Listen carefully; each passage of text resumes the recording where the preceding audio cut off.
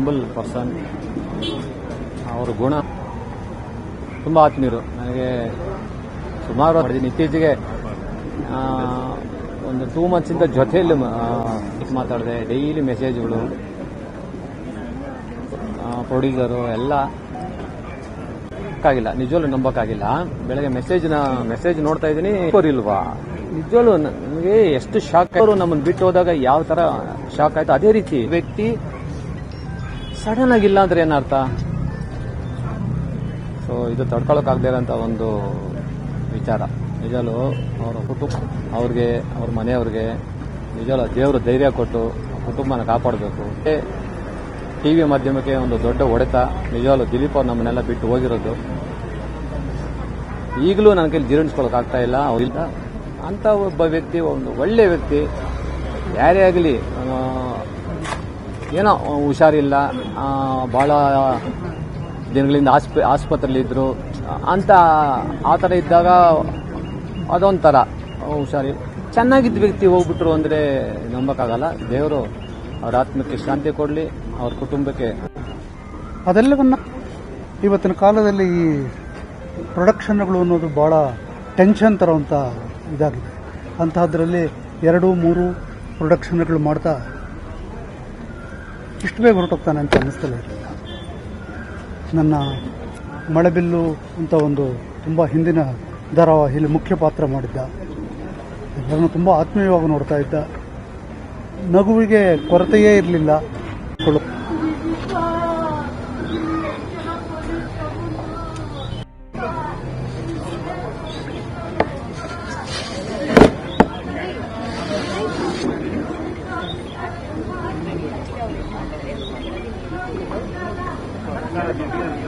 ನಮ್ದು ಎಲ್ಲ ತಳ್ಳಿ ಲಾಸ್ಟ್ ಹಾಕಿದ್ದೀರಾ ನಮ್ದನ್ನ.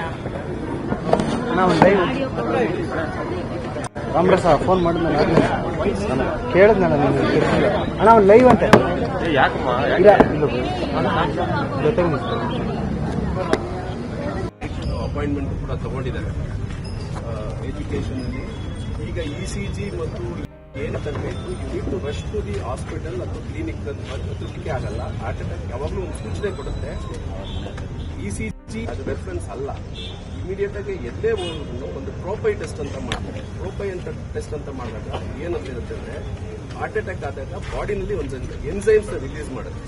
ಅದು ಕೌಂಟ್ ಒಂದು 18 ನಾರ್ಮಲ್ ಇರುತ್ತೆ, ಸಾವಿರಗಳು ಗಟ್ಟಲೆ ಹೋಗುತ್ತೆ. ಅದು ತೀವ್ರತೆ ಏನು ಅಂತ ಗೊತ್ತಾಗುತ್ತೆ. ಪ್ರತಿಯೊಬ್ಬರಿಗೂ ನಾವು ಸ್ವಲ್ಪ ಎಜುಕೇಶನ್ ಅಂತ ಇರುವಂತವರು ಇದನ್ನ ಸ್ಪ್ರೆಡ್ ಮಾಡಬೇಕು. ನಾವು ಸೇಫ್ ಪ್ರೆಸೆನ್ಸ್ ಆಫ್ ಮೈಂಡ್ ಅದನ್ನ ಆಗಲ್ಲ, ಒಂದು ವಾರ್ನಿಂಗ್ ಕೊಡುತ್ತೆ.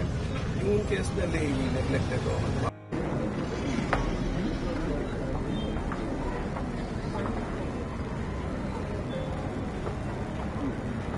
ಇವತ್ತು ಶೂಟಿಂಗ್ ಇತ್ತು ಕೃಷ್ಣಾರಕ್ಕೂ. ನಾನು ಅದರಲ್ಲಿ ಪ್ರಧಾನ ಪಾತ್ರ ವಹಿಸಿದ್ದೀನಿ. ನಾನು ಶೂಟಿಂಗ್ ಹೊರಡುವಾಗ ಮ್ಯಾನೇಜರ್ ಫೋನ್ ಮಾಡಿದ್ರು, ಸರ್ ಶೂಟಿಂಗ್ ಕ್ಯಾನ್ಸಲ್ ಅಂತ. ಯಾಕಪ್ಪ ಕ್ಯಾನ್ಸಲ್? ದಿಲೀಪ್ ಅವ್ರು ಹೋಗ್ಬಿಟ್ರು ಅಂತ. ಯಾವ ದಿಲೀಪ್? ಸರ್ ನಮ್ಮ ದಿಲೀಪ್ ಸರ್. ಬೈದ್ಬಿಟ್ಟೆ ನಾನು.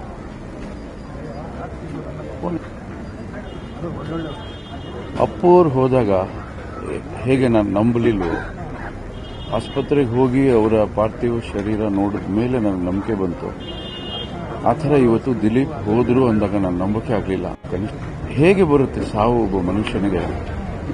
ಕಸಗಳಿಲ್ಲ, ತುಂಬಾ ಚೆನ್ನಾಗಿದ್ರು, ತುಂಬಾ ಬರುತ್ತಾ ಅಂತ ಗಾಬರಿ ಆಗುತ್ತೆ. ಸುಮಾರು ಒಂದು 20 ವರ್ಷಗಳ ಪರಿಚಯ. ಅವ್ರ ಜೊತೆಲಿ ಒಂದು ರಿಯಾಲಿಟಿ ಶೋ ಮಜಾ ಭಾರತ ಮಾಡಿ ಭೇಟಿಯಾಗಿದ್ದೆ ನಾನು. ಪಾರು ನನ್ನನ್ನು ಒಂದು ಹೊಸ ರೂಪದಲ್ಲಿ ಅವರು ನೋಡಿದ್ರು, ಹೊಸ ರೀತಿಯಲ್ಲಿ ನನಗೊಂದು ಹೊಸ ಇಮೇಜ್ ಅನ್ನು ಕೊಟ್ಟರು ಪಾರು ಧಾರಾವಾಹಿ ಮುಖಾಂತರ.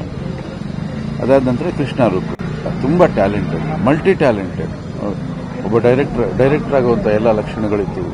ನೆಗೆಟಿವ್ ಆಗಿ ಸದಾ ಹಸನ್ಮುಖಿ, ನಗ್ನಗ್ತಾ ಇರ್ತಾ ಇದ್ರು. ಎಷ್ಟೇ ಒತ್ತಡಗಳಿದ್ರು ಕೂಡ ಬಹಳ ಕೂಲಾಗಿ ಹ್ಯಾಂಡಲ್ ಮಾಡ್ತಿದ್ದಂಥ ವ್ಯಕ್ತಿ. ಇವತ್ತು ಖಂಡಿತ ಈ ಶಾಕಿಂದ ಹೊರಗಡೆ ಬರೋಕ್ಕೆ ಬಹಳ ಸಮಯ ಆಗಬೇಕು. ದಿಲೀಪ್ ಅವರು ಬಹಳ ವರ್ಷಗಳ ಕಾಲ ನಮ್ಮೆಲ್ಲರ ಜೊತೆಲಿ ಇರ್ತಾರೆ. ಅವರು ಏನ್ ಮಾತಾಡ್ಬೇಕು ಅಂತ ನನಗೆ ಗೊತ್ತಾಗ್ತಾ ಇಲ್ಲ. ತುಂಬಾ ಒಳ್ಳೆ ಹುಡುಗ. ನಾನಿಷ್ಟು ವರ್ಷ 50 ವರ್ಷ ನನಗಿಂತ ಒಳ್ಳೆ ಹುಡುಗ ಸಿಕ್ಕಿರ್ಲಿಲ್ಲ. ಎಲ್ಲ ಕ್ಷೇತ್ರದಲ್ಲೂ ಒಳ್ಳೆ ಹೆಸರು ತಗೊಂಡು ಬದುಕಾಗ ಅವ್ರ ಮನೆಯವರಿಗೆ ಎಲ್ಲ ದೊರಕಲಿ. ನಾವು ಬರ್ತಾ ಇಲ್ಲ. ಇಂಥ ಚಿಕ್ಕ ಮಕ್ಕಳಿಗೆ ಯಾಕಪ್ಪ ಕರ್ಕೊಂಡು ಹೋದೆ ಪರಮಾತ್ಮ.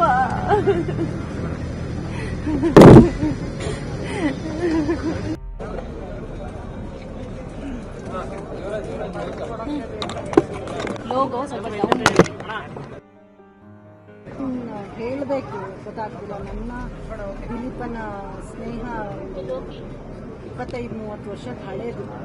ಅವಾಗ ಹೇಗಿದ್ನು ಒಂದೇನು ಅಂದರೆ ಅವ್ನ ಪ್ರಾಜೆಕ್ಟ್ಸಲ್ಲಿ ನಾವು ವರ್ಕ್ ಮಾಡೋಕ್ಕಾಗಲಿಲ್ಲ. ಅದೇ ಊರಲ್ಲಿದೆ, ಅವ್ನು ಗೆಸ್ಟ್ ಅಪಿಯರೆನ್ಸ್ ಇದೆ ಬನ್ನಿ ಇಂದ ಅವಾಗಲೂ ಹೋಗ್ಬೇಕಾಗುತ್ತೆ. ಕರೆಯೋಕ್ಕೆ ಮುಂಚೆ ಸೆಟ್ಟಲ್ಲಿ ಇರ್ತೀನಿ ಅಂದರೆ ಅದೇ ಇಂಥ ಸ್ಥಿತಿ ಅವೆಲ್ಲ ಆಗೋದ್ರೆ ದೇವ್ರ ಮೇಲೆ ನಂಬಿಕೆನೇ ಹೊಟ್ಟೋಗುತ್ತೆ ನಮಗೆ.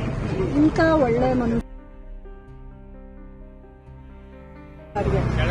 ಅಂಥ ಟೈಮಲ್ಲಿ ಕರ್ಸ್ಕೊಂಡು ಭಾಳ ಅಂದರೆ ಭಾಳ ಬೇಜಾರು. ಅವ್ರಿಗೆ ಧೈರ್ಯ ತಗೊಳ್ಳಿ, ಆ ಮಕ್ಕಳಿಗೆ ಧೈರ್ಯ ತಗೊಳ್ಳಿ.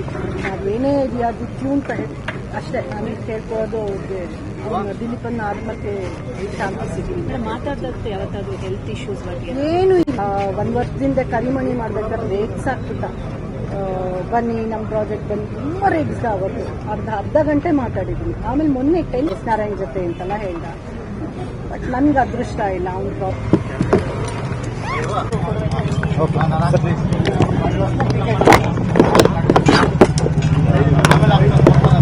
ಇಂಟ್ರೆಸ್ಟಿಂಗ್ ಮತ್ತು ಇನ್ಫಾರ್ಮೇಟಿವ್ ವಿಡಿಯೋಗಳನ್ನ ಮಿಸ್ ಮಾಡ್ಕೋಬೇಡಿ. ಈಗಲೇ ಸಬ್ಸ್ಕ್ರೈಬ್ ಮಾಡಿ.